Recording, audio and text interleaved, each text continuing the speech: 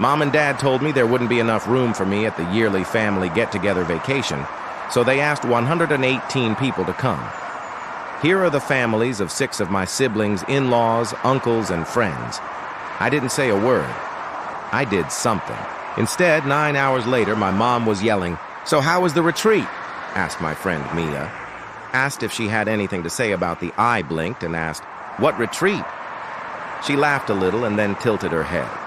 "What your sister wrote about it looked like amazing shirts that match and everything when she took out her phone. There was a picture from above a drone shot clearly. A huge resort tucked away, 118 people stood in neat rows around a lake. Rows. Like someone was trying to break a record for the family. A banner spread across the yearly family retreat in the middle of 2025. I knew every single face. My parents front and center are my 6 brothers. Pairs up their kids with a few cousins. Even my in-laws were the last people I saw in years. There was a set of colors name tags that are laminated for everyone but me. "Oh," I said with a weak smile. "Yeah, I really wasn't there." Mia blinked. "Oh, I got it." She then spoke another word. I shrugged it off, though, and a wine sip. It didn't seem worth it, telling them. Not there. Not with 6 people talking about trip and oat milk deals on both sides of the table. There are still shrimp skewers going around, like it was fine. So I did what I've always done. I smiled and nodded. I laughed at a story I wasn't really into, taking a listen to. I made eye contact, tilted. I was calm in my head. And my heart was on the other hand, was running around like it had just thought of something important. After 10 minutes, I excused myself to the bathroom. The hallway light went off and on. I locked the door from above and closed it. He sat on the edge of the tub and thought. It had a lavender soap smell to it. Someone else's hair gel. I took out my phone Instagram first. There were a lot of pictures. Lakes, campfires, and lunch by the lake nights when my brothers held little. Kids, sisters in sundresses that matched hats for the getaway crew. One picture of my parents. Someone's slow dance under the stars had put all of this together. A spreadsheet existence. This wasn't a whim. I checked my story of my sister. There was even a meme for it. Getaway to reconnect.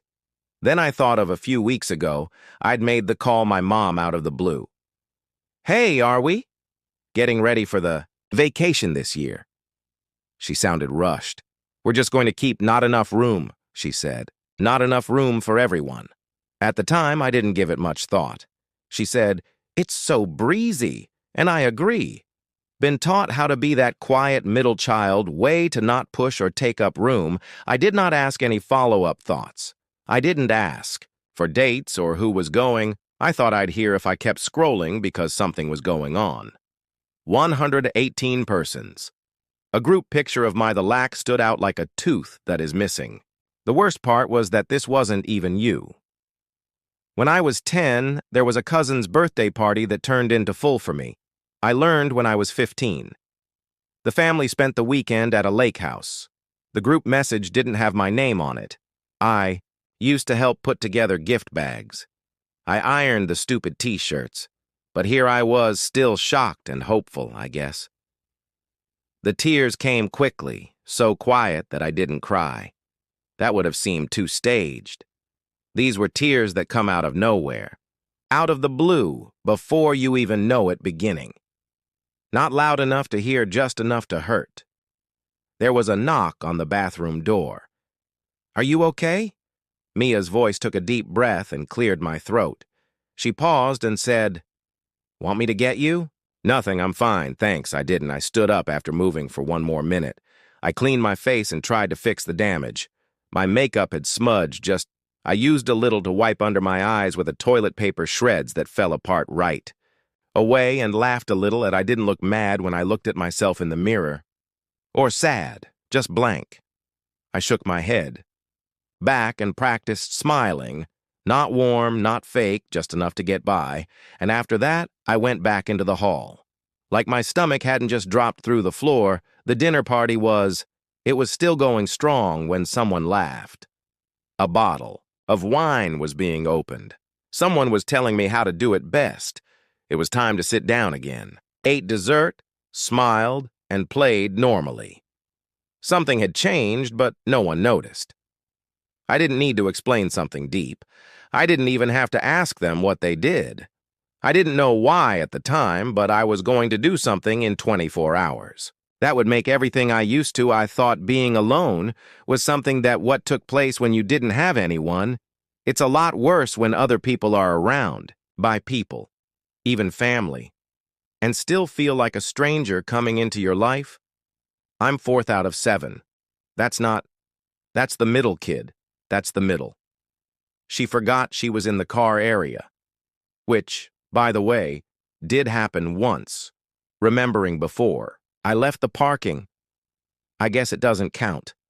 The family is very loud and artistic. Chaos Von Trapp, remake without the Nazis, but still a bit too much for everyone makes music and sings. 2 have made a living in music. Family dinners talented.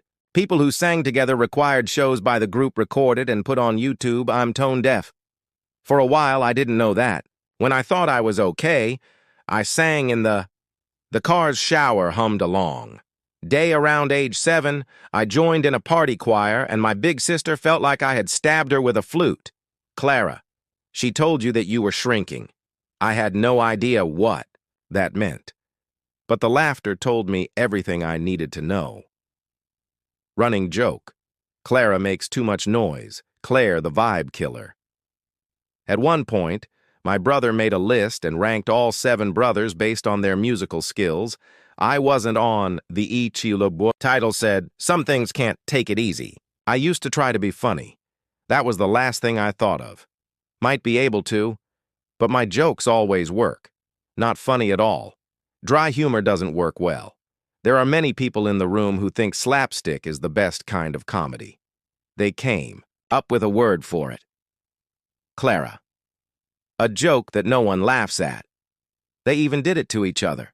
A joke about Clara. They were bigger, even when I wasn't there. One time I asked my mom if she thought I was funny. Looked like I asked if I had wings with a smile. She told him, "You're smart, but you're not exactly fun." I stopped. After that, I tried it at school and my jokes with friends, but they always pulled I learned to keep quiet because I was afraid of the silence. Be quiet, helpful, nice. That worked better. Years later, I began writing down funny thoughts of being awkward turned into sketches, things that made me laugh that I didn't think I was funny. Just someone trying to figure out why it never felt quite right.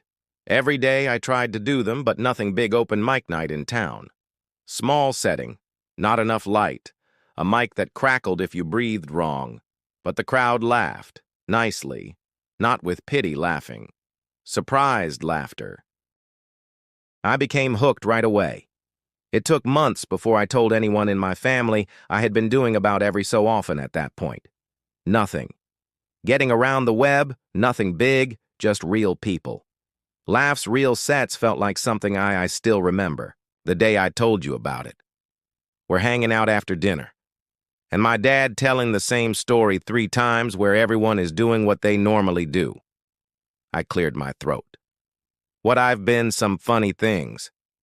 They looked at me like taking part.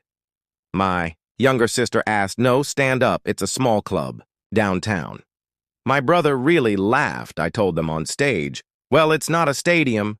Most of it is sticky floors and yes, a stage. But beer, not mean. But the way you laugh when someone says they're training for space camp at 30. You've never been," my mom said in a soft voice. "That's funny." Sweet. It's nice to have interests I sought to think it was just a surprise that they'd get it after seeing me act. They'd be happy, and might even change how they saw me, and maybe the label of not funny would finally get scratched off. I even chose a good show for them. Friday night, a good crowd showed their support. Crowd I put on a new shirt and practiced my set to death and got there early to make a claim. I looked at the door a lot while sitting down. People came in, A couple from my last set waved. Someone said nice things about my shoes slowly but surely. The room filled up and I checked the door over and over until the host called my name, but no one showed up. Looked around the room one last time as I walked up, not a single known face. It hurt more than I thought it would. Not like a punch, but like a vacuum. The air in the room all of a sudden decided to be somewhere else. But I smiled. Began with a filler phrase that made me laugh. I found my groove and smashed it. Night, someone told me I hadn't laughed that hard in months. Someone else asked where they could find me. On the web, I should have been happy, but the only thing I could think about was the empty spot. I had saved a spot in the third row for my mom. It was once said that the life of a funny people are making other people laugh. It's making you cry inside. That night really felt true after that. That wasn't because they were mean. In order to stay alive. They never asked about it again. Sometimes, someone would talk about a new song Freed or a family member who had made a tour, and someone would say, Clara's got what she did for fun. Like I still knit hats for squirrels.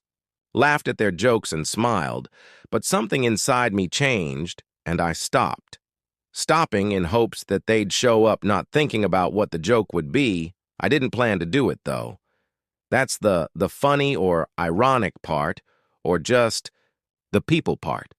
After I learned the getaway was the one my family went, but I stayed home. Putting on a brave face while eating leftovers, don't worry.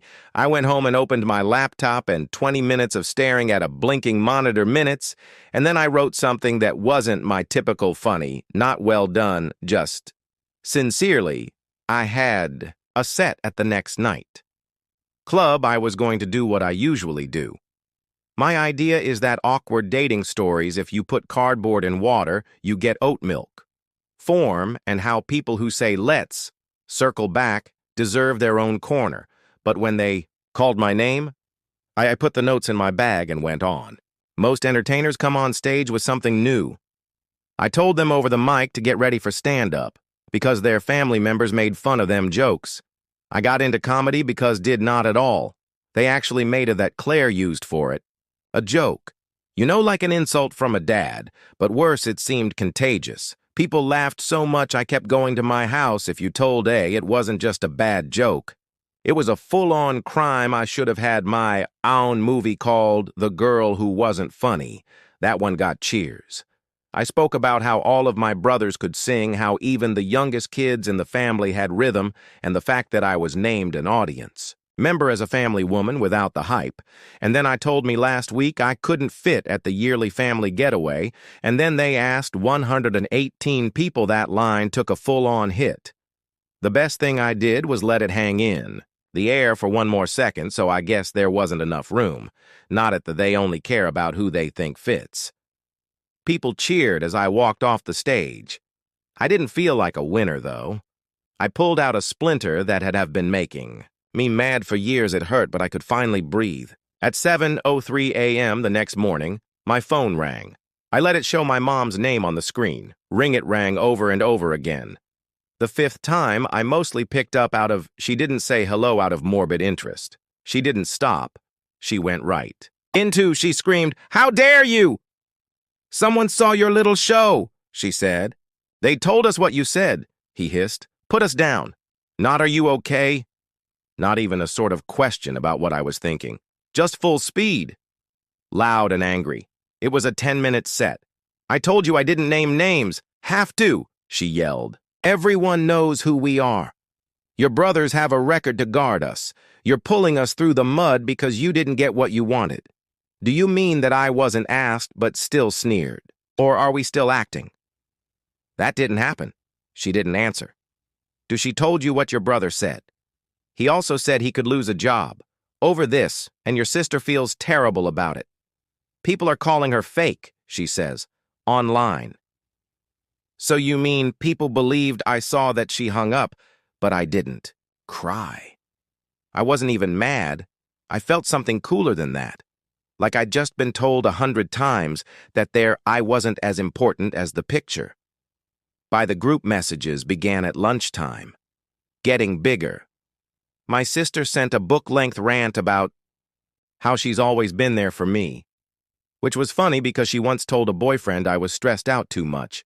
To make me laugh, my brother sent me a voice memo that sounded like a press. I let go wrapped in passive anger. I think it's very bad that you're adding things from your family to your brand. You've always had trouble setting limits. Good lines, like the one that said I shouldn't bring 118 to a retreat, people because I was too big. A cousin spoke up and said she thought I was going too far. It was probably just a mistake. She said something like I'd accidentally sent out a mass request to everyone except me. One aunt said she was please pray for me. Another message to say I broke my mom's heart. And here's what I wanted to explain in part to make it clear. Hey, I wasn't trying. I didn't mean to hurt anyone. Finally, be honest. But the truth is, they weren't asking for more information. They told me to be quiet so they could play. The middle child who is quiet and takes the hit and keeps the peace. I was also tired. I made a movie that night. It wasn't a stand-up set. It wasn't a sketch, it was. It's just me in a hoodie sitting on my couch. I wasn't drinking from that mug. Hey, I said, I guess some of you have seen. My new set, and apparently it bugged, I stopped and took a break for some people. Now, if your family tells 20 years from now, your jokes won't make people laugh. And then one night, a lot of people. You can laugh until they cry if you want to. Talk about it. You can get better. However you want. I wasn't loud. I didn't have to name anyone. I just told the truth. I used to think I was the dullest person in the world because my mom told me to win on stage, and people laughed at me with me for me, and I realized I wasn't funny, I just wasn't their style. Kind of funny. And maybe that's okay. Into the camera. I also added, if you get 118 people together and say, maybe there's no room for your kid. Don't look shocked when she talks about I wrote it down, shut down my PC, and I didn't for the first time in a long time. I felt like I had to get ready for someone, what someone else did. I just sat there and held on. The video didn't just land, blew up. I posted it at midnight and thought it could get a few thousand. It might even get a few million views. I didn't realize how much people wanted dry, unwavering honesty given in a by noon. More than 300,000 people had seen it. At 6 p.m., I was rising under the désased. Claire said it. By the next morning, it hit 500,000, and by the time I opened my front door to get coffee, there they were. My dad and two of my brothers were on my porch with me. The last bad guy in a video. Game didn't try to level up for you need. My dad told me to take it down without a hello. His face was red. My mom was closed-mouthed and visibly shaking. My brother, let's call him Chad since... Of course, that's Chad standing there with his arms crossed his arms like he was for a picture of punishment. You've embarrassed. My mom told me, you made us a family. I didn't make you a joke, I told you. As still as a grave. You did it, I just put it in. Chad stepped forward, which was funny. You can't just post that without result. It's false and hurtful. You did not mind when I asked you to come to my shows and no one showed up? I answered. All of a sudden, you have members. Look at you, my dad said, to reason with you. Toward the yard next door. May we come in? No, I said flat. Also, just so you know, if you yell, I'll record you, and they blinked like I would, so I'll post it. Hit them. You're making threats against your own. When I told my family, no, my mom gasped. Keep the same people away from me who kicked me out of a vacation with 118 other people? And then got mad when I told them about it on Chad Said Something, under the stage. His breath. I picked up the phone, and when I turned on the camera, they backed off like a gun was raised. By now, I said, and shut the door. They stayed there I watched for a few more seconds from the see-through window. My mom looked like she wanted to scream. My dad came across as to go away. Chad looked like he wanted to sue someone. But it turned out to be true, because 3 days later, I got a legal letter, well made in legal language Times New Roman with strange line breaks and more mistakes than a phishing scam sent through. Send an email with the subject line urgent. It came from Chad and was about family. It looks like he chose to write a stop and cease and desist letter telling me to take the video down right away or face legal. The effects of distortion are shape change. I wasn't even sure if to be hurt or impressed. With that in mind, Chad has a law degree, but it's not in foreign trade law, and he is in charge of company compliance for the shipping company with the most. The only thing he's likely ever sued is I didn't answer about the broken office chair. I made a movie instead of the letter. I didn't name him, and I didn't show the real paper I just read was completely made up. Letter to stop Andist with funny typos, and added heavy music to add flair. I've been asked to take down my film, I said, in what the voice over because letting me know I wasn't asked to my own family's vacation spot is now a government park. There is a crime. The First Amendment is teary.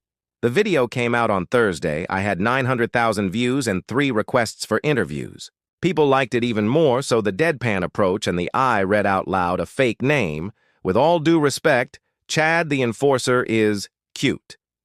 On Saturday, I blocked everyone. I had held out hope for all of them that maybe a family member would say, "Hey, we messed up," or "I see you now," said the message. This is all about fixing optical damage, about being embarrassed. No one said sorry. Someone asked me how I was, so I told them they never earned the silence, but group chats on Facebook were finally taken down. Instagram was locked, and even Spotify was saved, removed from all of our playlists shared. My mom sent me one last message before she was stopped. You made I hope your family thinks you're funny. You're happy, but I wasn't. I wasn't really proud, but I wasn't proud either. Or I was free. The damage was bad. The people in my family who work in music began to lose small jobs. It looks like people didn't want to be linked to the family being dragged, being seen by everyone. Which is funny because all of a sudden they were also getting podcast asks, all small influencers with a show called Let's Talk About. It was either that or Raw and Real wanted them to go to talk about growing up with Clara a few okay. They didn't use my name straight on, but let's say when your brother joins a show called Family First and says, some people do really well.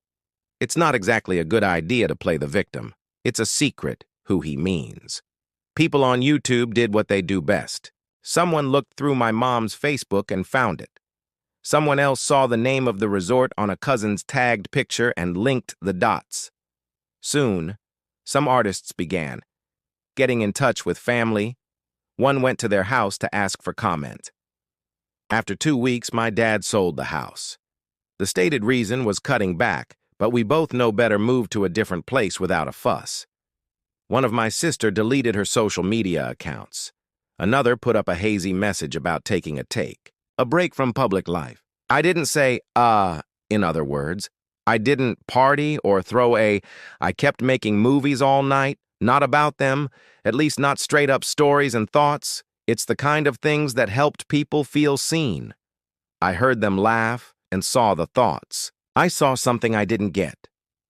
Having a similar experience as a child, I thought I was the only one who could do what I couldn't. And it was the first time I didn't feel not without company, not a Clara joke, just Clara. And that was enough. Move forward, I haven't talked to my family in a year. To be honest, I don't miss the noise. Now have real friends who make me laugh with me instead of at me. People who see me. It was so funny that I quit my day job. Began to tour. And it was the first time I get excited about what I do. People talk to me after shows and say I thought it was just me.